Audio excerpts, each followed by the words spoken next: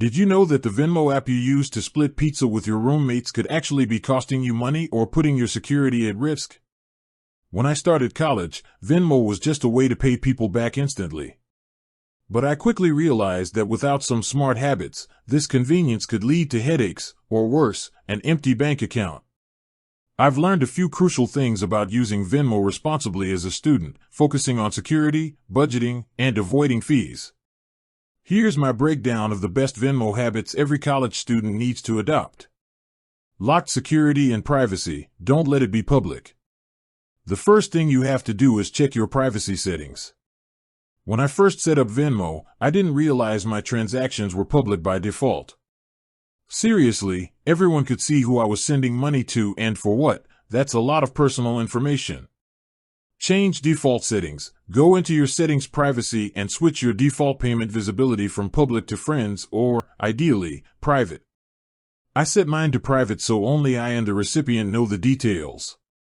You can even switch your past transactions to private as well.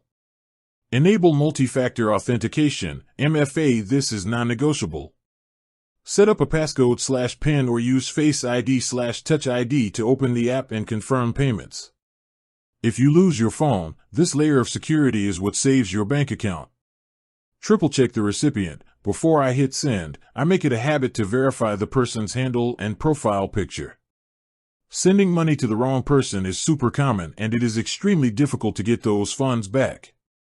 When paying a new person, use their Venmo QR code if possible. It eliminates any chance of mistyping a username.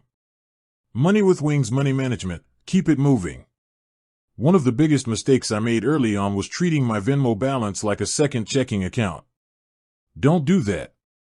Transfer your balance immediately. Money sitting in your Venmo account isn't typically earning interest like it would in a savings account, and it might not have the same level of FDIC insurance as a bank. I set a weekly reminder to transfer my Venmo balance to my main bank account.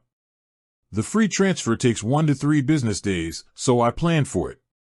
Only use the instant transfer option if you absolutely need the money right away, because that 1% fee adds up fast. Link to a secondary account. If you're nervous about fraud, link Venmo to a secondary checking account, one that you don't keep the bulk of your savings in. That way, if a scammer gets in, the damage is limited. Prohibited fees and scams. Be smart about how you pay. You can avoid all the most common Venmo pitfalls by being aware of how the app works and how scammers operate. Avoid the credit card fee. Venmo charges a 3% fee when you use a credit card to send money. Always use your linked bank account or debit card to send money for free. Be wary of urgent requests. I got a weird payment request once that looked like it was from an old friend, saying it was urgent. If a request seems out of place or pushy, call the person or text them to confirm outside of the app. Scammers often use urgency to get you to act without thinking. Only transact with trusted friends. Venmo is designed for transactions between friends and people you know. It is generally not safe for buying or selling things from strangers, like a used textbook or concert tickets.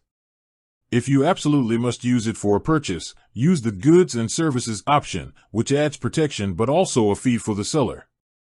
By integrating these few, simple habits into how you use Venmo, you can keep your money safe, keep your spending in check, and keep things simple without the unnecessary financial stress. With that said, thanks for watching and until next time.